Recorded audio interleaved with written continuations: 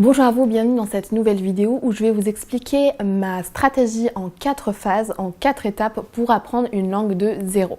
Si vous apprenez à l'heure actuelle l'anglais et que vous avez un bon niveau, vous pouvez tout à fait utiliser ces 4 étapes pour apprendre une nouvelle langue. Si vous êtes vous êtes vraiment au début de votre apprentissage de l'anglais, vous pouvez tout à fait suivre cette structure telle quelle pour pouvoir vous remettre à l'anglais.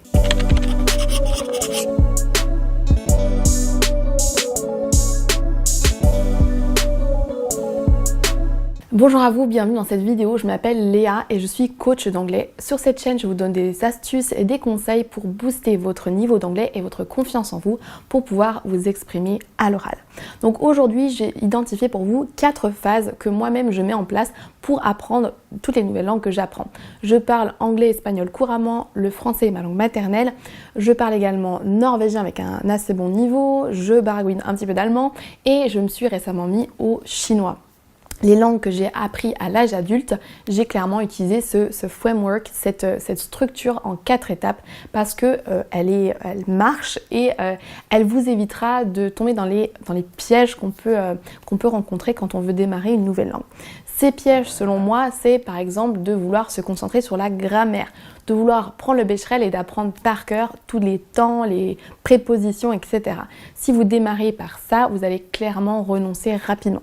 Quelle que soit la langue, le fait d'ingurgiter la grammaire quand on est débutant, c'est clairement pas ce qu'il faut faire, ça nous aidera pas du tout. Pour vous prouver que ce que je dis est vrai et que ces étapes fonctionnent, je voudrais juste vous montrer quel niveau j'ai réussi à atteindre en chinois en faisant 3 à 6 mois d'apprentissage seul en utilisant cette méthode. Peut-être que vous n'allez rien comprendre si vous ne parlez pas chinois, mais pour vous montrer à quel point on peut parler rapidement, même une langue compliquée, en utilisant cette stratégie toute simple en 4 étapes.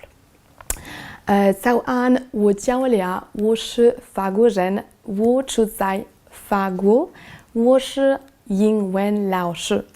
Peu importe si vous avez compris ou pas, je vous ai dit, je me suis présentée, je m'appelle Léa, etc., etc. Et j'ai réussi à parler, donc j'arrive à parler chinois, à faire des phrases et à ne pas bloquer en essayant de traduire des phrases dans ma tête, etc. Simplement parce que j'ai suivi ces 4 étapes toutes simples. Première étape, c'est d'apprendre du vocabulaire. Ne vous lancez pas à apprendre de la grammaire. Si j'avais moi-même démarré avec la grammaire chinoise, je pense que j'aurais vite fait demi-tour parce que c'est une langue assez complexe. La grammaire est complètement différente de ce qu'on a nous. J'ai fait le choix de ne pas me focaliser sur la grammaire dans un premier temps. J'ai tout simplement pendant 1 à 3 mois, et c'est ce que je vous conseille de faire, je me suis concentrée sur du vocabulaire. Je n'aime pas écouter d'audio, vous allez voir que c'est les étapes suivantes, parce que de toute façon, si je ne parle pas du tout chinois et que je connais rien du tout, je ne vais pas comprendre grand chose, voire rien du tout, parce que je ne connais aucun mot. Donc étape numéro 1 indispensable, apprendre du vocabulaire, apprendre des phrases toutes faites. L'erreur que je vois souvent, c'est d'apprendre la grammaire d'abord et pour moi, c'est la dernière étape. On en parlera tout à l'heure. Donc voilà, ce que j'ai fait en chinois, c'est d'apprendre des phrases toutes faites et surtout d'apprendre des choses utiles de la vie de tous les jours. Vous voyez que j'ai appris comment je m'appelle, quel est mon âge, où est-ce que j'habite, quel est mon métier, des choses que je peux réutiliser facilement. C'est une erreur que je vois souvent au niveau débutant, c'est d'apprendre les mauvaises choses.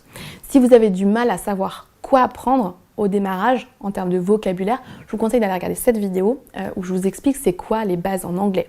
Les bases, ce n'est pas les fruits, les légumes, les numéros, les mois de l'année ou les meubles dans votre maison. Ça, c'est des choses basiques, mais c'est clairement pas la base qu'il vous faut pour maîtriser une langue. Donc faites bien attention au vocabulaire que vous apprenez, mais pour moi, c'est la première étape. Apprendre à se présenter, à être poli, à dire merci, à dire au revoir, tout ça. Étape numéro 1, phase numéro 1, donc apprentissage de vocabulaire. Répétez à haute voix plusieurs fois jusqu'à ce que ça rentre. Si vous avez du mal à faire du tri et que vous avez besoin d'aide pour savoir quel est le vocabulaire qu'il faut vraiment retenir, je vous conseille d'aller regarder dans la description.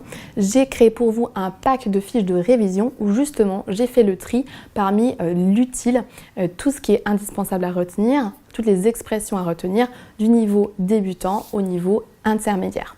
On passe maintenant à la phase numéro 2. Après avoir fait 1, 2, 3 mois à apprendre du vocabulaire, maintenant vous êtes prêt pour passer à l'audio. C'est très important d'écouter aussi la langue que vous apprenez, que ce soit l'anglais, le chinois, peu importe quoi, parce que forcément quand vous avez l'écrit, vous ne savez pas toujours comment ça se prononce. Et lorsque vous voudrez communiquer, parce que c'est quand même ça le but d'apprendre une langue, c'est parler à quelqu'un, il va bien falloir que vous compreniez ce qu'on vous dit. Donc juste passer du temps à apprendre du vocabulaire et c'est tout, c'est pas pertinent, il faut absolument avoir une composante audio. Ça va vous aider aussi à retenir le vocabulaire, etc. Donc quand vous avez fait votre 1 à 3 mois de vocabulaire, vous pouvez continuer et en parallèle commencer à écouter des audios. C'est pertinent d'avoir cette étape en numéro 2 parce que comme vous avez appris du vocabulaire, vous allez pouvoir enfin comprendre des audios assez simples. Le problème ici, c'est juste de trouver des audios suffisamment faciles, suffisamment lents et un petit peu intéressants quand même, parce que si vous prenez des choses trop compliquées, par exemple que vous regardez une série directement et que vous êtes débutant en anglais ou en chinois, vous n'allez pas forcément y prendre beaucoup de plaisir parce que c'est trop rapide, trop complexe et vous n'allez pas comprendre grand chose. Donc voilà, tout le jeu c'est de trouver quelque chose qui est suffisamment facile mais suffisamment intéressant pour vous donner envie d'écouter. Donc phase numéro 2, indispensable, audio pour vraiment familiariser votre oreille à cette langue, pouvoir retrouver le vocabulaire que vous avez appris et pouvoir vous préparer à une future conversation où vous allez vouloir entendre et comprendre votre interlocuteur. Ensuite, la phase numéro 3 qui se fait de nouveau en parallèle des deux autres et on garde bien l'apprentissage du vocabulaire et la compréhension orale, l'audio, que ce soit vidéo d'ailleurs, podcast, peu importe ce que vous voulez, mais il faut entendre la langue. La phase numéro 3, c'est de pratiquer, c'est indispensable.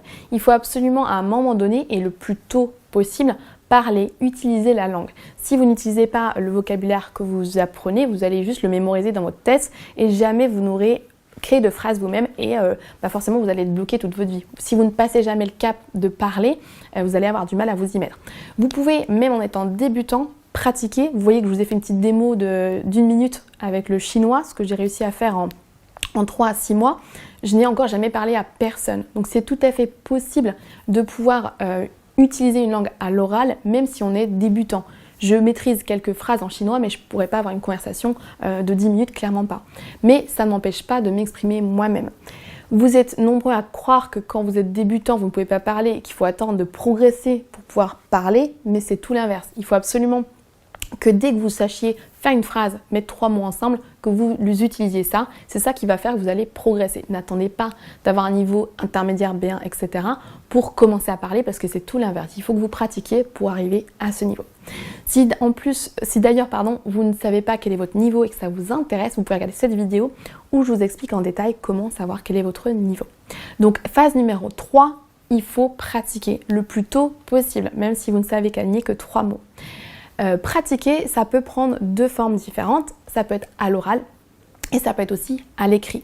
Le fait de pratiquer d'abord à l'écrit peut être rassurant, c'est plus facile à mettre en place, vous n'avez pas besoin de trouver quelqu'un, le même créneau horaire, de vous retrouver sur Zoom, etc. Donc l'astuce de commencer par pratiquer à l'écrit, ça peut être très pertinent quand vous commencez à vous démarrer une nouvelle langue. Ça peut être pratiquer tout simplement, avoir un journal où vous écrivez ce que vous avez fait dans votre journée dans la langue que vous voulez apprendre. Ça peut être pratiquer avec quelqu'un, ça peut prendre vraiment n'importe quelle forme. Ça peut être aussi répondre à des commentaires sur des comptes Instagram que vous suivez. Vous pouvez écrire des commentaires sur YouTube, peu importe, mais ce qu'il faut c'est utiliser la langue. Passer de ce que vous avez dans votre tête, votre idée en français, à la langue, par exemple en anglais. Il faut vraiment que vous commenciez à faire cette gymnastique de j'ai quelque chose à dire, il faut que je le dise dans la langue cible. Donc c'est quelque chose que vous pouvez commencer à faire à l'écrit. Si vous êtes à l'aise et que vous êtes, même pas d'ailleurs, il faut se lancer de toute façon sans être à l'aise, mais vous pouvez tout à fait commencer à pratiquer à l'oral sans problème. Mais je trouve que l'étape intermédiaire de pratiquer à l'écrit, elle est rassurante parce que vous avez le temps d'aller chercher dans le dictionnaire, vous avez le temps de réfléchir, vous n'avez pas la composante prononciation qui peut vous bloquer aussi. Donc phase numéro 3, indispensable, il faut pratiquer. N'attendez pas 10 ans avant de parler, avant d'écrire l'anglais ou la langue que vous apprenez. Vous pouvez dès le début, dès que vous savez construire une phrase, une question, une réponse, vous pouvez déjà pratiquer et ça va vous booster pour la suite. Phase numéro 4, il va falloir maintenant mettre un petit peu de grammaire. Mais vous voyez qu'on attend seulement, et là ça peut arriver seulement après 6 mois d'apprendre une première langue. Ne faites surtout pas l'inverse, de commencer par la grammaire, ensuite vocabulaire, ensuite vous ne pratiquez pas et vous attendez plusieurs années. C'est clairement pour moi pas dans le sens, il faut embarquer les choses. Donc seulement à la phase numéro 4, s'il le faut, allez commencer à vous intéresser à la grammaire. Je ne vous conseille pas de démarrer par la grammaire parce que clairement plein de règles de grammaire mises bout à bout, ça ne va pas vous aider à parler vous-même. Par contre, une fois que vous avez appris du vocabulaire en contexte, que vous avez écouté beaucoup d'anglais, vous avez commencé à faire vos phrases, à vous poser des questions justement comment j'agence mes mots, là c'est pertinent d'aller regarder quelques règles de grammaire et de comprendre comment la langue fonctionne. Si vous avez fait bien se dérouler en 4 phases, à ce moment-là vous avez entendu normalement suffisamment la langue cible, vous avez suffisamment entendu de grammaire de façon passive pour aller voir la règle en soi. Mais n'allez pas commencer par ça parce que clairement c'est vraiment la meilleure chose pour ne pas démarrer. Donc voilà, je récapitule les 4 phases pour vous lancer à apprendre une nouvelle langue en partant de zéro. Phase numéro 1, apprendre du vocabulaire, apprendre des phrases toutes faites, répétez-les à haute voix plusieurs fois jusqu'à ce qu'elles soient intégrées à 100%. Ça vous aidera aussi à éviter de traduire dans votre tête du français à l'anglais, d'apprendre des phrases par cœur. C'est ce que j'ai fait clairement avec le chinois, j'ai appris par cœur, je m'appelle Léa, j'ai tel âge, je suis prof d'anglais, etc. Phase numéro 2, il faut absolument que vous écoutiez beaucoup d'audio. Lorsqu'un enfant apprend sa langue maternelle, lorsque vous avez appris le français pendant 2-3 ans plus, vous avez entendu 24 heures sur 24, la journée en tout cas, des gens parler autour de vous. À l'âge adulte, vous ne pouvez pas apprendre une langue étrangère seulement en passant par l'écrit, seulement en apprenant des mots et c'est tout. Il faut absolument compenser le fait que vous n'ayez pas à votre disposition H24 un anglophone ou un natif de la langue que vous apprenez pour vous parler. Donc il faut absolument écouter beaucoup d'audio. Ensuite, il faut vous mettre à pratiquer rapidement, que ce soit à l'écrit ou à l'oral, à vous de choisir la forme que vous voulez. Ça peut être avec un partenaire linguistique, ça peut être avec un prof, ça peut être sur YouTube, sur Instagram, peu importe. Mais il faut vraiment faire des phrases. Et seulement, dernière étape, à la fin, un petit peu de grammaire. Une fois que vous avez suffisamment été imprégné par cette langue pour comprendre en fait ces règles de grammaire. J'espère que cette vidéo vous servira à vous remettre à l'anglais ou à peut-être démarrer une nouvelle langue, je ne sais pas. Dites-moi dans les commentaires quelle langue vous apprenez à l'heure actuelle et dites-moi aussi si c'est un système que vous pensez être utile pour vous et que vous allez essayer de mettre en place. Je serai ravie de lire vos commentaires. Si vous n'êtes pas encore abonné à ma chaîne YouTube, pensez à le faire. Pensez aussi à cliquer sur la petite cloche pour vous abonner. Comme ça, vous recevrez des notifications chaque fois que je publie une nouvelle vidéo. Je vous dis à bientôt. Bye bye.